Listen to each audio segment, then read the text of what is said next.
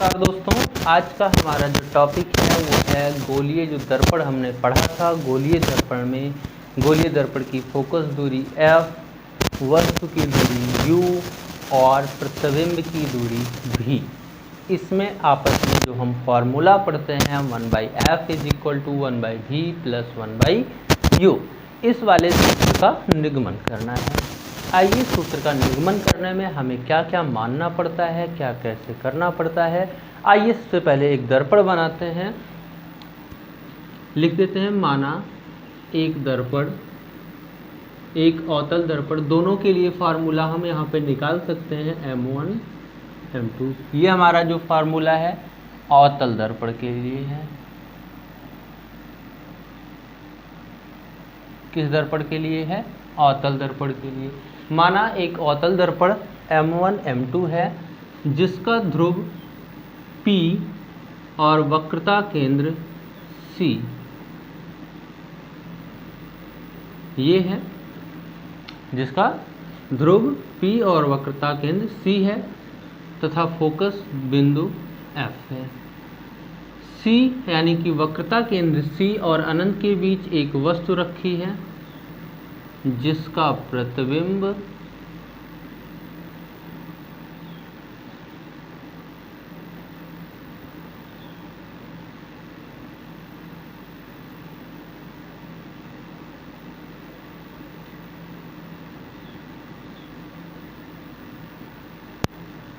ये, ठीक है, ये और ये। हमने क्या किया कि एक दर्पण लिया M1 M2 जिसका ध्रुव P था, वक्रता केंद्र था, फोकस F था। मैंने एक वस्तु O डैश रखी कहाँ पर? अनंत के बीच में, जिसका प्रतिबिंब फोकस और C के बीच में I डैश प्राप्त होता है। अब इसके बाद मान लेते हैं यहाँ पे जो फोकस दूरी है वो F है, वस्तु की दूरी U है, प्रतिबिंब की दूरी V है तथा वक्रता केंद्र से ध्रुव के बीच की दूरी जो वक्रता त्रिज्या है वो कितनी है? R है। इनको हमें मानना पड़ेगा। इन्हीं के आधार पर हम आगे के सूत्रों का निगमन करते हैं। जितनी बात मैंने मानने को आपको बताया उसे आप फिर से नोट कर लो, क्योंकि मुझे लिखने में बहुत ज़्यादा वक्त लगेगा। आप मेरी बात सुन करके उसे लिख सकते हैं।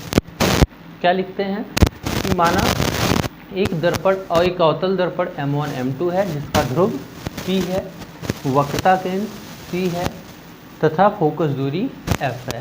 दर्पण से कुछ दूरी पर एक वस्तु O डैश स्थित है जिसका प्रतिबिंब I डैश हमें प्राप्त होता है।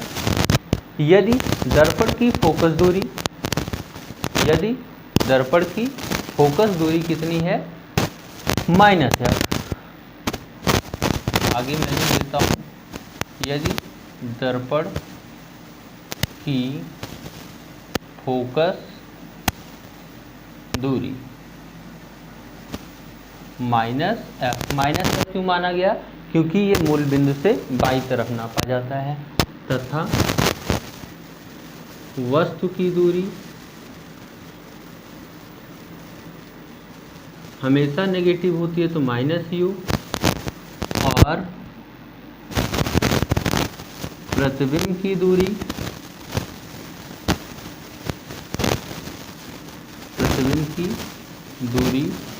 -V, क्योंकि ये प्रतिबिंब भी आपका मूल बिंदु से बाईं तरफ बन रहा है, इसलिए इसकी दूरी को भी हमने नेगेटिव से नोट कर लिया। और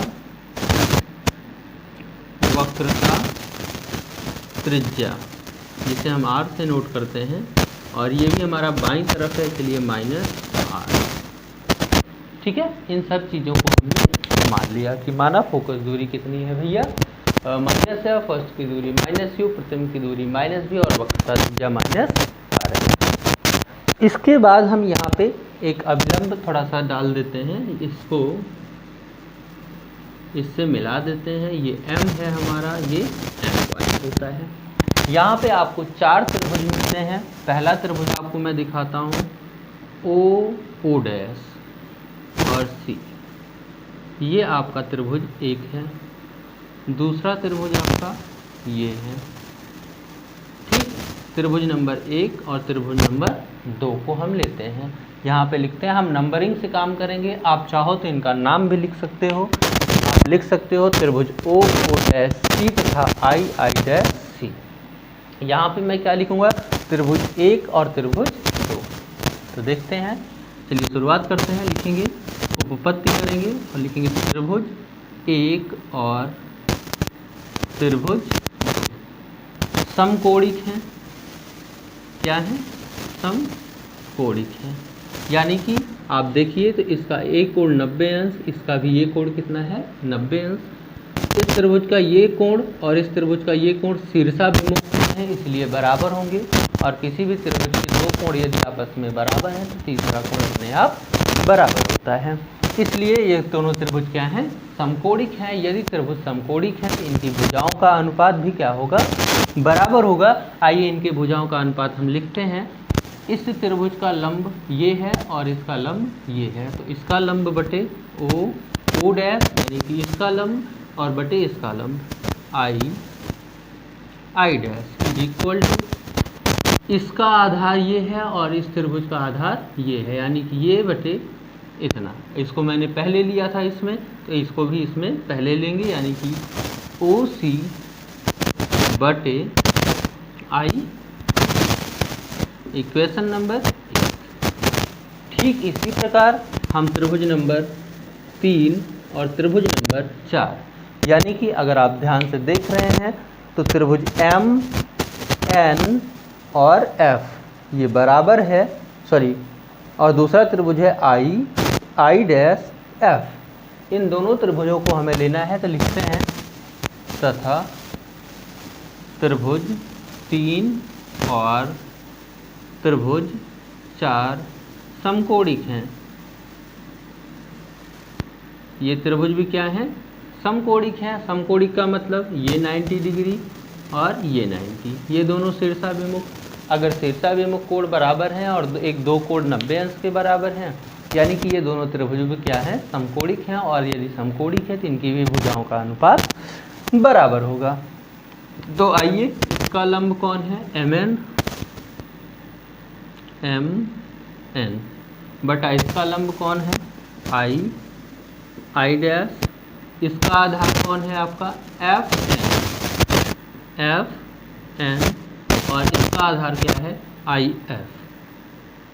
ठीक, अब आपको यहाँ पे जो एम एन है, यानी कि ये वो भुजा आप देख रहे हैं एम एन, ये इसके समांतर है, क्योंकि ये रेखा आप जो देख रहे हैं, ये जो प्रकाश की किरण है, ये प्रकाश की किरण मुख्य अक्ष की क्या होती है, समांतर। और अगर दो रेखाएं समांतर हैं तो उनके बीच की दूरी क्या होती है, बराबर। अर्थात M N is equal to O dash, चूँकि यहाँ पे आप लिख सकते हैं M N is equal to O dash तथा F N is equal to F N is equal to F P. यहाँ से लेकर यहाँ तक की जो दूरी है वो लगभग बराबर होती है एफ पी के। यहाँ पे आप लगभग का निशान लगा सकते हो। इसलिए अब एम एन के स्थान पे हम रखेंगे ओ डैश और एफ एन के स्थान पे रखेंगे एफ पी। इसलिए O dash upon I dash is equal to F N के स्थान पे हमें क्या लिखना है, F P upon I F, equation number 2। इसके बाद का कैलकुलेशन देखते हैं समीकरण 1 और समीकरण 2 में। देखते हैं समीकरण 1 और समीकरण 2 में जो लेफ्ट हैंड है, दोनों का लेफ्ट हैंड बराबर है। यदि लेफ्ट हैंड बराबर है तो राइट हैंड भी क्या होने चाहिए, बराबर होने चाहिए। तो लिखते हैं समीकरण 1 और 2 से, समीकरण 1 और 2 से, समीकरण 1 और 2 से हल करते हैं। ये इसके बराबर होगा ओ सी बटा I C is equal to F N बटा आई एफ।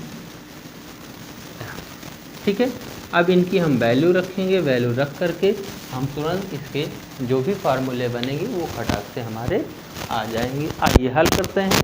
इधर थोड़ा सा गैप खाली है, इनको आप चाहो तो वीडियो को पॉज करके ये चीज़ लिख सकते हो। ठीक है, यहाँ से थोड़ा गैप बना लेते हैं और इधर अपना काम पूरा करते हैं। चलिए,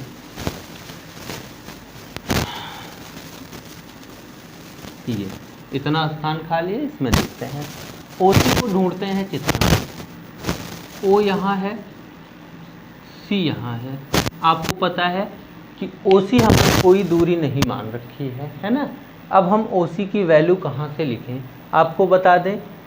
ओ पी यानी कि यहाँ से लेकर के इतने पूरे से अगर हम इतना घटा दें, टोटल से इतना कट कर दें, ठीक है, तो इतना बचेगा कि नहीं बचेगा। सोचो एक बार, टोटल लेते हैं और इतना काट के निकाल देते हैं तो बचेगा कितना, यही। यानी कि OC के स्थान पे हम लिख सकते हैं PO माइनस PC, लिखते हैं OC के स्थान पे PO माइनस PC बटे IC है, IC। ये दूरी भी हमने नहीं मानी है। यहाँ पे हम क्या करेंगे, PC से PI को घटा देंगे, PC माइनस PI। आगे है FN, F यहाँ है, N आपका यहाँ है, FN जो हमारा है वो FT के बराबर है, तो यहाँ पे FP ही रहने देंगे और कोई परिवर्तन नहीं करेंगे। IF है, IF यहाँ से लेके यहाँ तक की दूरी है, ये दूरी हमने कुछ नहीं माना है, तो क्या करेंगे, यहाँ से यहाँ तक में से इतना कट कर देंगे, यानी कि PI से PF को घटा देंगे, PI से PF को घटा देंगे। हमारा काम बन चुका है। PO कौन है, PO वस्तु की दूरी जिसे हम माइनस U से नोट करेंगे, फिर माइनस लगा देंगे। PC कौन है, P से C तक वक्रता त्रिज्या है जिसे माइनस R से नोट किया गया है, ये हो जाएगी माइनस R अपान, फिर PC मिला तो फिर माइनस R, फिर माइनस PI, P से I तक कौन है, प्रतिबिंब की दूरी जिसे हम माइनस V से नोट करते हैं। FP कौन है, FP फोकस दूरी है जो हमारी माइनस F है बटे PI कौन है, P से लेकर आगे प्रतिबिंब की दूरी माइनस V और माइनस PF कौन है, PF मतलब फोकस दूरी माइनस F। आगे हल करते हैं इसे, ये माइनस U, ये माइनस माइनस प्लस, और R बराबर क्या होता है 2F बटे R बराबर minus 2F, minus minus plus V is equal to minus F minus V minus minus plus. चलिए इनको हल करते हैं, इसका गुणा इधर और इसका गुणा इधर करते हैं।